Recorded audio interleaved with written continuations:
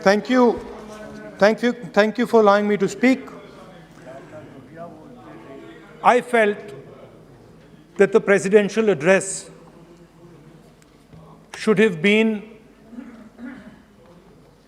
a strategic address, an address that spoke to India about where we are and where we should be going.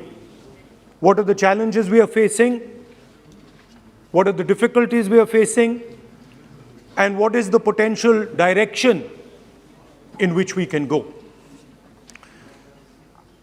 Unfortunately, the presidential address was a long list of things that the government claims to have done, but didn't really contain the deeper strategic issues that we would have liked to see. Also, the presidential address didn't touch a couple of central challenges facing our country. And that's what I would like to discuss today. To me, it seemed that the presidential address was a list of bureaucratic ideas instead of a strategic vision. It looked to me as if it had been constructed not by a vision of leadership, but by a group of bureaucrats who had simply to put something down on paper. So what did the presidential address miss? What did the presidential address not speak about? What did the presidential address hide from the people of India? I think there are three fundamental things that were not spoken about in the presidential address. The first, and what I consider to be the most important, is the idea that there are now two Indias. There is now no longer one India. There are two Indias. One India is for the extremely rich people, for those who have immense wealth, for those who have immense power, for those who do not need a job, for those who do not need water connections, electricity connections, but for those who control the heartbeat of the country.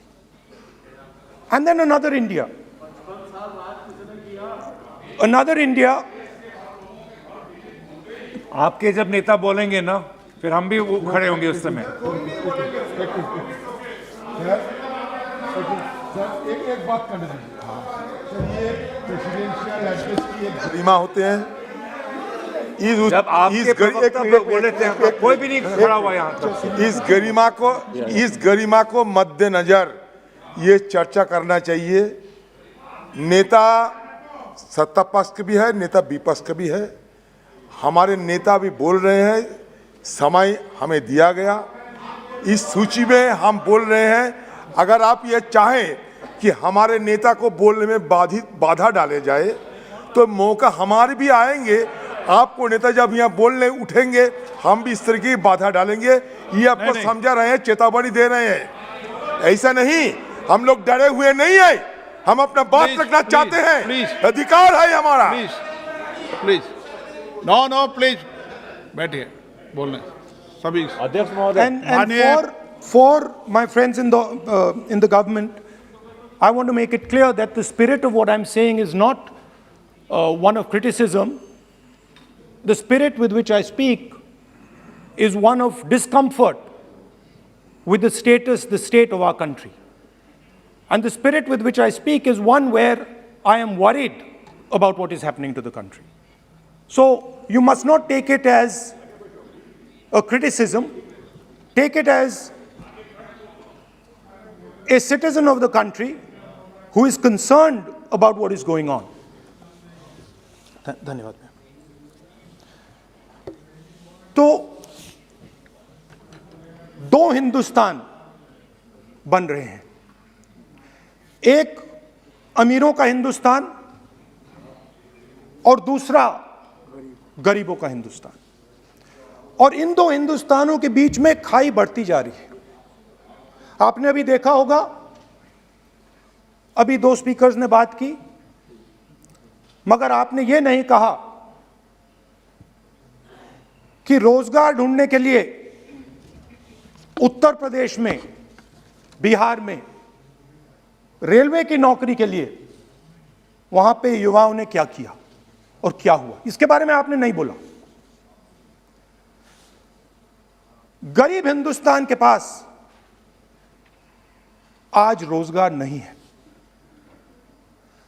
Presidential address में बेरोजगारी के बारे में एक शब्द नहीं था, और पूरे हिंदुस्तान में आज हिंदुस्तान का युवा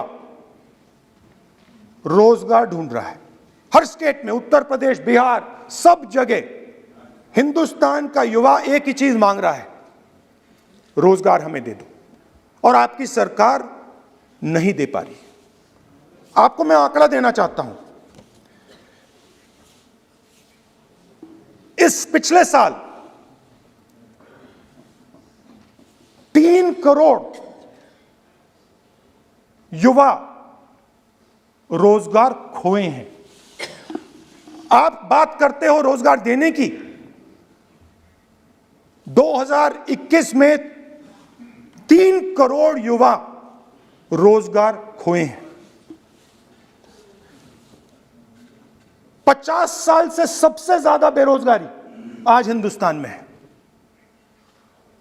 आपने मेक इन इंडिया की बात की, स्टार्टअप इंडिया की बात की, मगर जो रोजगार हमें, हमारे युवाओं को मिलना चाहिए वो नहीं मिला, और जो था वो गायब हो गया। और ये सच्चाई है, और इस सच्चाई को आप भी पहचानते हो, क्योंकि आपने भी अपने भाषणों में रोजगार के बारे में कुछ नहीं कहा। कितना रोजगार पैदा किया गया है, किस प्रकार किया गया है, उसके बारे में आपने नहीं बोला, और आप बोल भी नहीं पाएंगे, क्योंकि अगर आप बोलेंगे तो हिंदुस्तान का युवा आपकी ओर देख के कहेगा कि ये मजाक कर रहे हैं। तो ये स्थिति पैदा कैसे हुई? ये दो हिंदुस्तान पैदा कैसे हुए?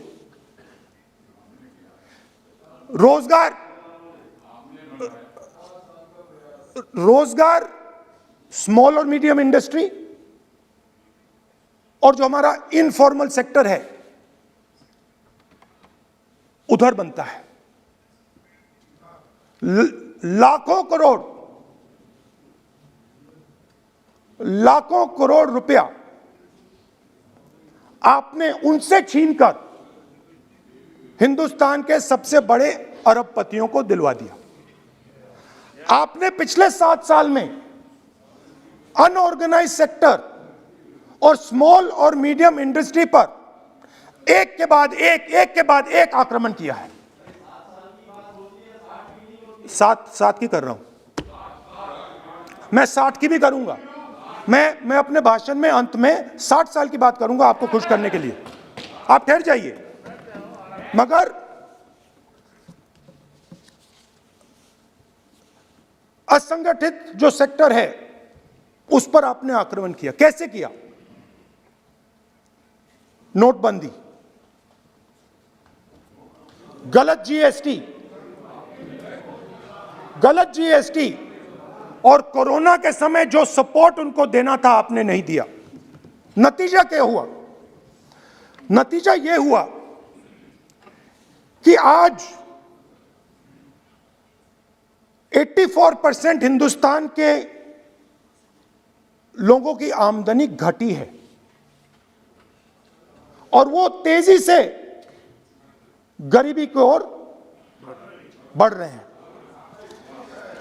यूपीए की सरकार ने, आपने पूछा 60 साल की बात आपने कही,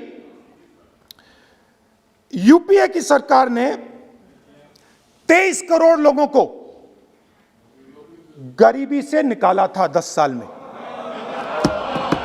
हमारा आंकड़ा नहीं है, हमारा आंकड़ा नहीं है, हमारा आंकड़ा नहीं है। सब जानते हैं। आप हंसिए, हमारा आंकड़ा नहीं है, यह सच्चा आंकड़ा है। 27 करोड़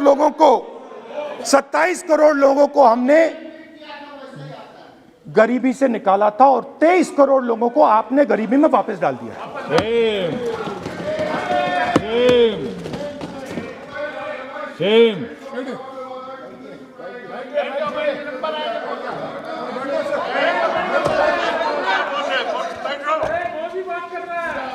और हो क्या रहा है, फॉर्मल सेक्टर में मोनोपोलीज बन रही हैं।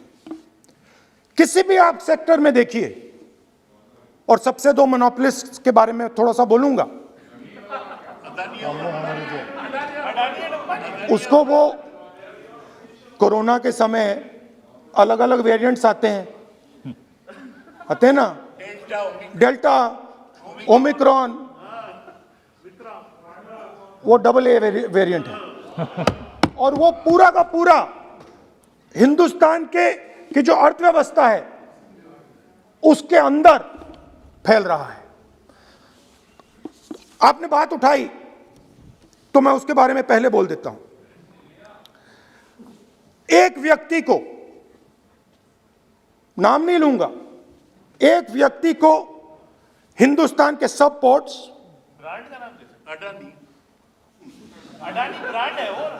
ब्रांड, हिंदुस्तान के सब पोर्ट्स, हिंदुस्तान के सब airport, power, transmission, mining, green energy, gas distribution, edible oil, जो भी हिंदुस्तान में होता है उधर अदानी जी दिखाई देते हैं।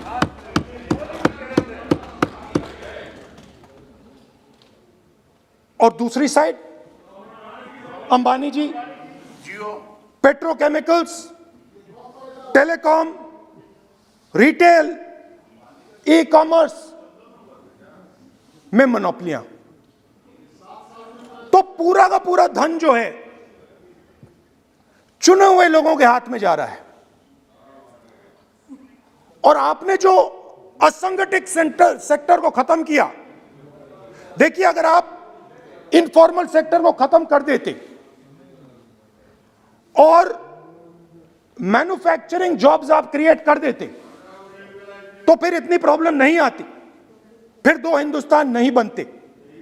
मगर आपने क्या किया, आपने असंगठित सेक्टर को खत्म कर दिया।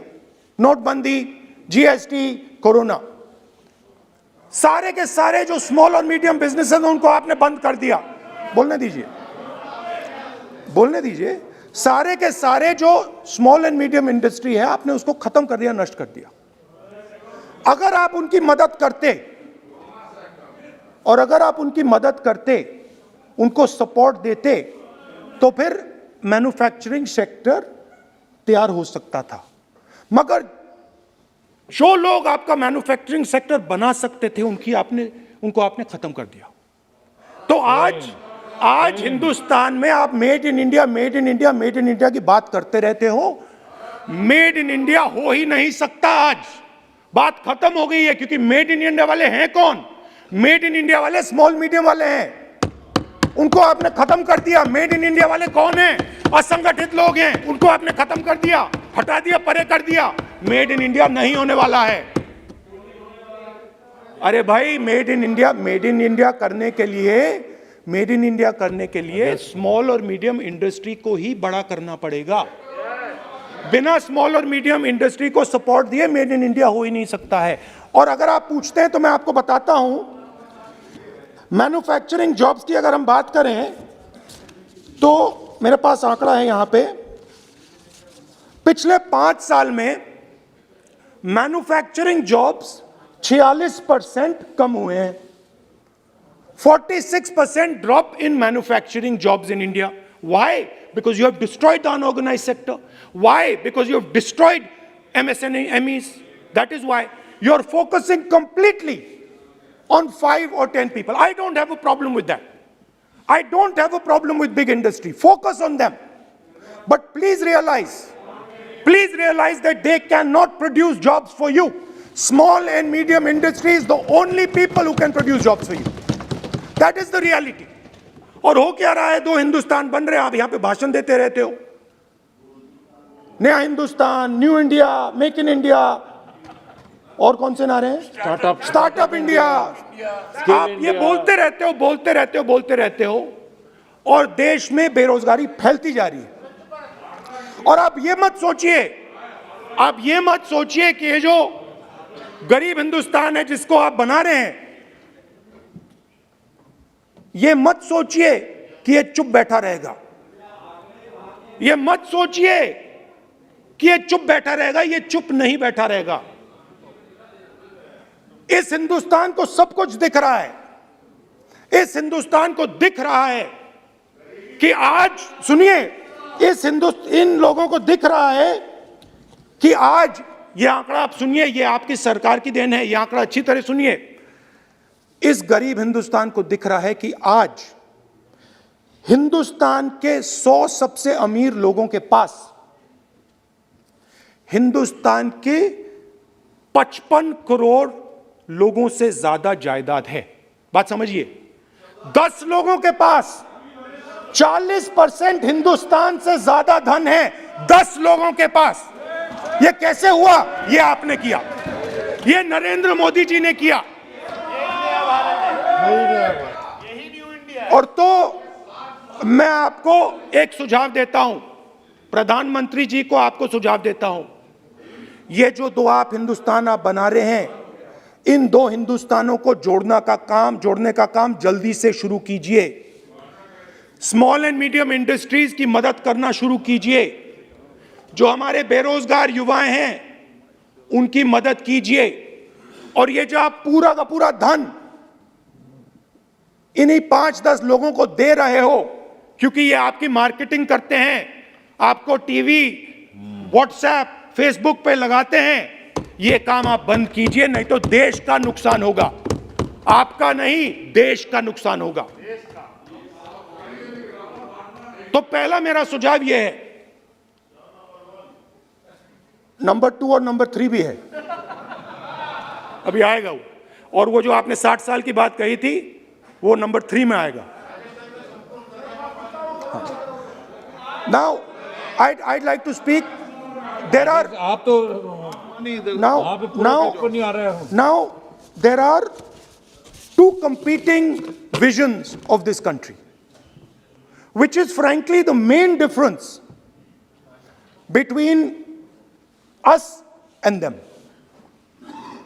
If you read the Constitution of India, you will find, and many of my colleagues who have not read it should look at it, you will find that India is described as a union of states. India is not described as a nation, it is described as a union of states. What does that mean? That means my brother from Tamil Nadu has to have the same right as my brother from Maharashtra, as my sister from Maharashtra, as my brother from Uttar Pradesh, as my brother from Bihar, as my sister from Manipur, Nagaland, Mizoram. That's what it means. What it means, Jammu Kashmir, of course, Jammu Kashmir, Nagaland, of course, Andaman Nicobar, of course. That is Lakshadweep. Now what is the difference? You have to understand this. This is a serious matter. I would like to have your view on it. And I would like this Parliament House to start serious discussions instead of the type of discussions that we're having. That is why it is serious. It is serious, and I would like a serious response. Right? What I heard, frankly, what I heard in the first address today was not serious. What I heard Mr. Dwivedi say was not serious. It did not behoove this House. It was not at the standard that this House should be used to. It is not at the standard that India should watch. Now, let me come back to the discussion. Let me come back to the discussion, Speaker Sir. There are two visions.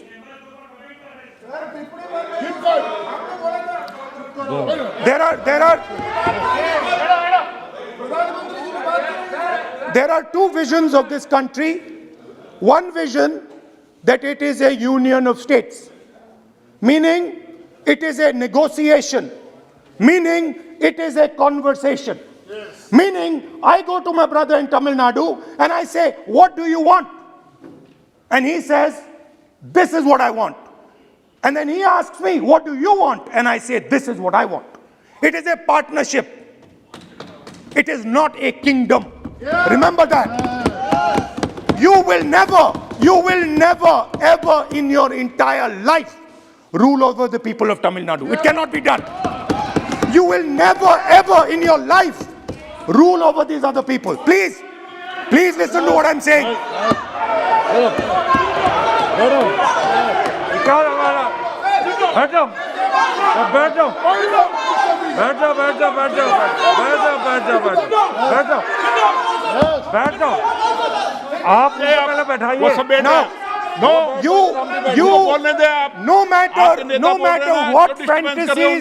No matter what fantasies you might have, you will never ever rule over the people of the states of India. It has never been done in 3,000 years. Yeah. Never ever. Yeah. The only way India has been ruled. And you can look at any empire you want. You can look at Ashoka the Great. You can look at the Mauryas, you can look at the Guptas, you can look at anyone you want. It has always been ruled by conversation and negotiation. Now, what is the problem? The problem is you people are confused. The problem is you people think that these languages, these cultures, these histories, you think that you can suppress them. You have no idea of history. You have no idea what you are dealing with. Because the people of Tamil Nadu have inside their heart the idea of Tamil Nadu, the idea of the Tamil language, and then also the idea of India. Yes. Do not be confused. Yes. The people of Kerala have the idea of, I am telling you the truth. The people of Kerala have a culture. I am now a member of Parliament of Kerala. I understand it slightly better. They have a culture, they have a dignity, they have a history.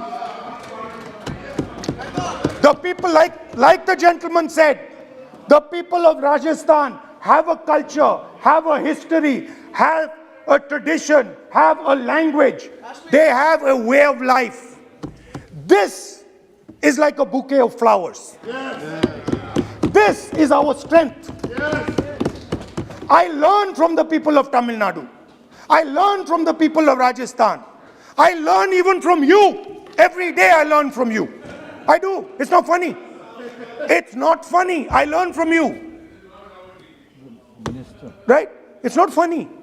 Anyway, there is another vision. A vision that India can be ruled by a stick from the center. You people have no idea of history.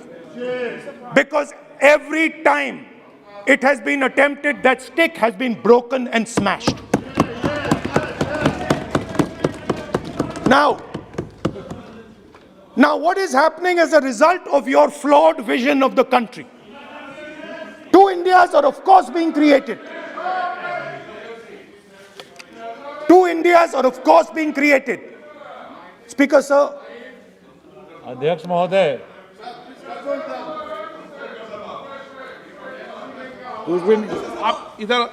So what is happening? What is happening as a result of this flawed vision? Two Indias, उस पे भी बोलता हूं, उस पे भी बोल देता हूं, मैं उस पे भी बोल देता हूं, मैं इमरजेंसी पे भी बोल देता हूं, कोई प्रॉब्लम नहीं है, मैं बोलने से नहीं डरता हूं, आप उनका मैं डरता नहीं, मैं बोलने से, आप Anyway, so there are two visions. One is a union of states, union of languages, union of cultures, a bouquet of beautiful flowers that can challenge any power in the world. No power in the world has ever been able to challenge this bouquet of flowers. Now, there is another vision, a centralizing vision, the vision of a king. The idea of a king, which the Congress removed in 1947. We smashed that idea of a king. Now that idea of a king has come back. That there is a king, a Shahin Shah, a ruler of rulers, a master of masters. Now what is happening? Now, Speaker Sir, what is happening? आप बीच में मत बोलिए. Now, Speaker. No, सबको. Now, Speaker Sir, what is happening as a result of this flawed vision? What is happening is that the instruments of the conversation between our states, the instruments of the conversation between our peoples, what we call the institutions of our country, are being attacked and captured by one idea. So, for example, today, the idea of Tamil Nadu is excluded from Indian institutions. They can keep coming to you again and again and again and again and saying, need, and you will say, no, get out of here. Right? They do not have a voice in your framework. The farmers of Punjab can stand up and say, we do not agree with these three laws. They do not have a voice in your framework. Only the king has the voice. The farmers can sit for 1 year. They can sit for 1 year outside in Corona. They can die, doesn't matter. The king does not agree. You do not listen to anybody. And even all of you, my dear brothers and sisters in the BJP, I saw my Dalit colleague speak today, Paswanji. I saw him. Yes. He knows the history of the Dalits. He knows who has oppressed the Dalits for 3,000 years. And he is speaking with a hesitancy. He is speaking without. I am proud of him. I am proud of this gentleman. He has spoken to me what is in his heart. I am proud of this man. But he is in the wrong party. Don't worry, घबराइए मत.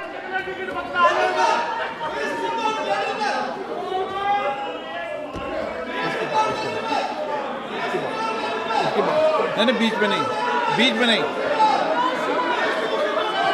तो बीच में थोड़ी बोलेंगे. बाद में.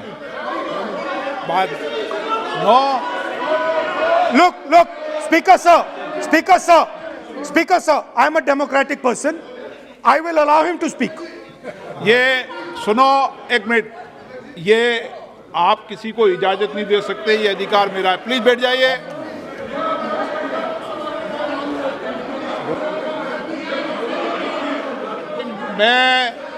आप वो इजाजत दे सकते हैं क्या आसन को? वो इजाजत देने का अधिकार नहीं है. ये अधिकार आसन का है. किसको इजाजत देनी है, किसको नहीं इजाजत देनी. माननीय राहुल गांधी, प्लीज बैठ जाइए. मैं दूंगा आपको मौका. मैं आपको मौका दूंगा.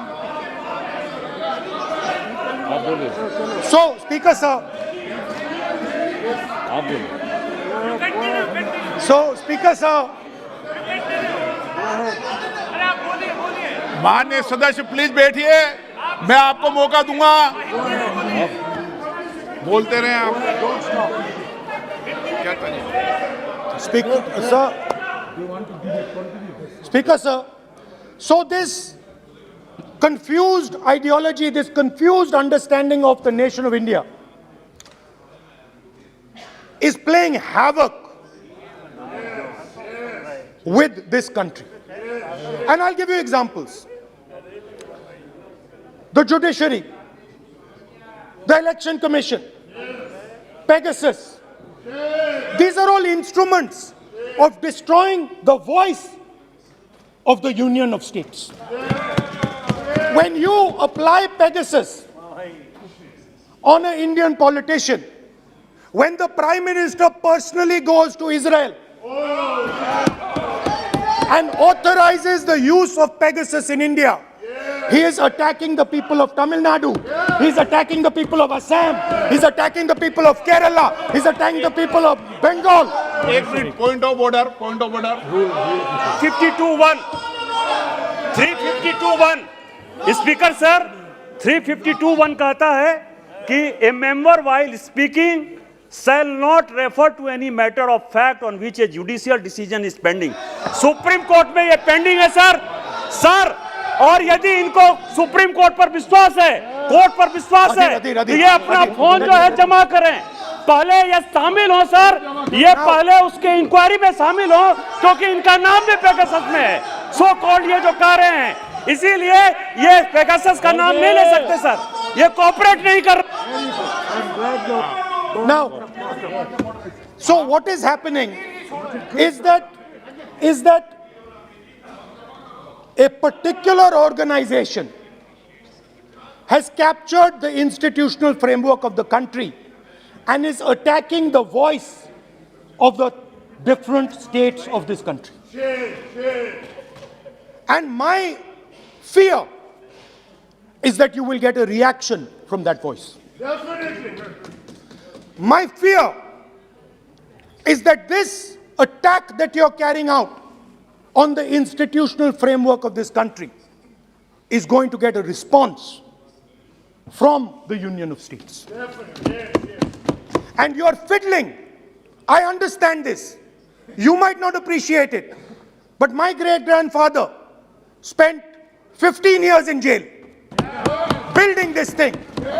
My grandmother was shot 32 times and my father was blown into bits. So I understand a little bit about what this country is. My blood has been sacrificed, not by me, by my great-grandfather, by my grandmother, by my father for this country. So I understand what it is. And you are fiddling with something very, very dangerous.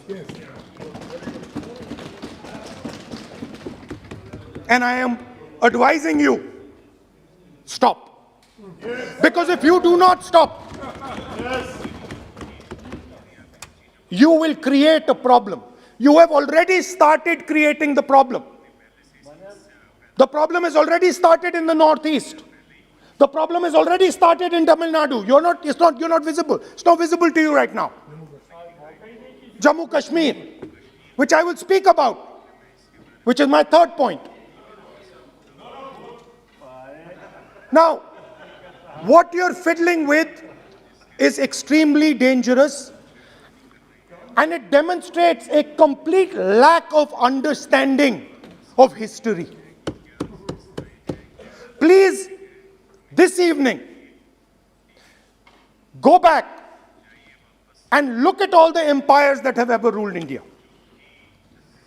Look at them carefully. You will find that every single one of them is a union of states. There's not a single empire. There was a reason Ashok used to go and put his pillars everywhere. Because it was a union of states where Ashok, the great king, respected everybody. You are disrespecting everybody. Disrespect me, I don't care. It doesn't matter to me. But you cannot disrespect the people of this country. Right. Now, final. And I think one of the more important parts of my speech. Actually, I want to say one other thing, which I demand an apology from the Home Minister. And this represents again the idea of a union of states versus the idea of a king. Now, a few days ago, some political leader, I'm not going to name, came to me from Manipur. And he was very agitated. I spoke to him, I said, why are you agitated, my brother? And he says, Rahul ji, I have never felt as insulted as I have a few days ago. I said, why? He said, Rahul ji, a delegation of Manipuris, political leaders, senior leaders went to see the Home Minister. Outside his house, we were told to take off our shoes. And when we went inside his room, we found that the Home Minister was wearing his chappals. What does this mean? What exactly does this mean? Why is it that in the Home Minister's house, the Home Minister can wear chappals, but a delegation of Manipuri politicians cannot? What does this mean? Why? No, it reflects. नहीं, गलत नहीं बोल रहा हूं. मैं आपको photo दिखा दूंगा स्पीकर सर, मैं आपको फोटो दिखा दूंगा. मैंने उस व्यक्ति से बोला आप गलत बोल रहे हो. उसने कहा राहुल जी मैं आपको फोटो देता हूं, और फोटो दी उसने मुझे. This is not the way to deal with the people of India. Anyway, now let me come to my final and I think most important point. Go ahead. We are sitting. संस्कृति ये होती है कि वो भी जूते उतारे और आप भी. संस्कृति ये नहीं होती कि वो जूते उतारे आप नहीं. ये पता नहीं कौन सी संस्कृति है आपकी. Anyway, let me finish. Very, very ridiculous argument against the Honorable Home Minister. It's not. And it has touched the religious sensibilities. You have touched the religious sensibilities of all our people. You will decide. हमारी धार्मिक परंपराओं पर ऐसी टिप्पणियां कर सकते हैं क्या? Mr. Goyal, sit down. Mr. Goyal, sit down. Speaker sir, ये भारत के धर्म के ऊपर अटैक कर रहे हैं, भारत की धार्मिक परंपराओं पे अटैक कर रहे हैं, और ये हम सबकी धार्मिक परंपराओं के ऊपर आघात है. चेक कर लूंगा. हमारे घर में भी यही है परिस्थिति. Speaker sir, आप सबको खड़े हो जाते हो भाई. it reflects a mentality. It reflects a sense that I am bigger than you. You are nobody, I am everybody. That is why I will wear my shoes and you will not. Anyway, going back to the main point. Now, and the final most important point. My understanding is that the RSS and the BJP is playing with the foundations of our country. And they are weakening the foundations of our country. They are weakening the links between our people. They are weakening the links between our languages.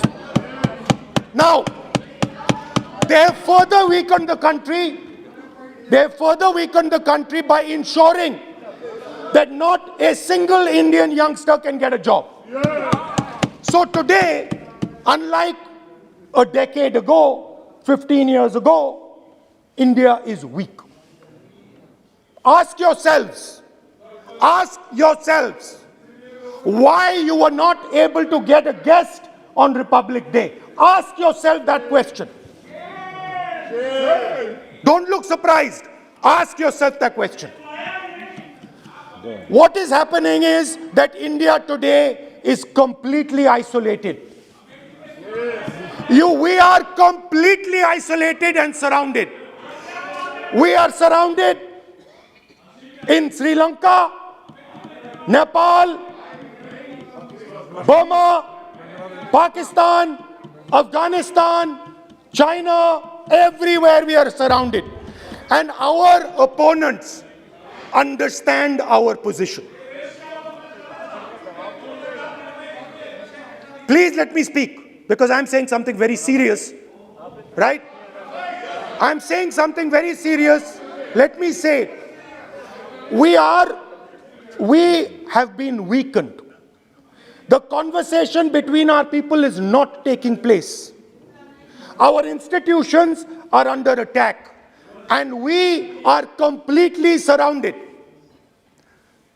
The Chinese have a very clear vision of what they want to do.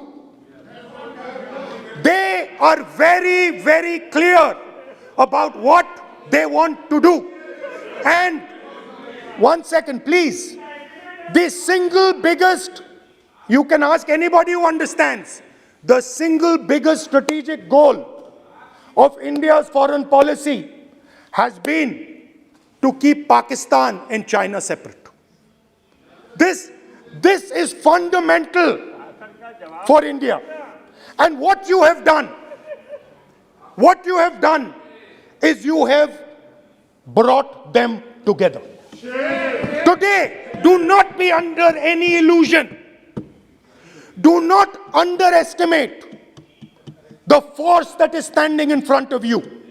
Do not underestimate the power that stands in front of us. Do not underestimate it.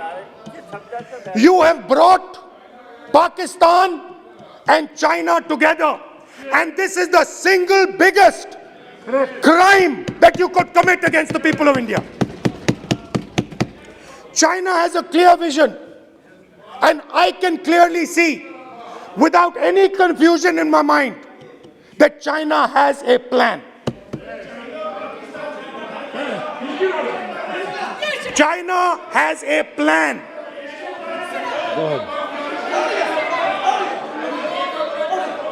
I can see without any doubt that the Chinese, please, we are all nationalists, so let us discuss properly. I can see that China has a clear-cut plan. The foundations of their plan have been put in place in Doklam and in Ladakh. Do not underestimate what we are facing. This is a very, very serious threat to the Indian nation. This is a very, very serious threat to the Indian nation. Wake up. We have made huge strategic mistakes in Jammu and Kashmir. We have made huge strategic mistakes in our foreign policy. And if we do not correct those mistakes, what are the mistakes? I have just told you. You have brought China and Pakistan together. You have brought China and Pakistan together. You have taken the concept of two different fronts and converted it into one unified front. And by the way, in case you haven't realized it, in case you haven't understood what's going on, it is very clear that the Chinese and the Pakistanis are planning. Look at the weapons that they are buying. Look at their activity. Look at the way they are talking. Look at who they are speaking to. I am clearly stating in the House of Parliament that we have made a massive blunder, and we need to make sure, absolutely sure, that we can defend ourselves against the Chinese. Please remember what I'm saying, because the Chinese will act. Remember what I'm saying, and remember that you will be responsible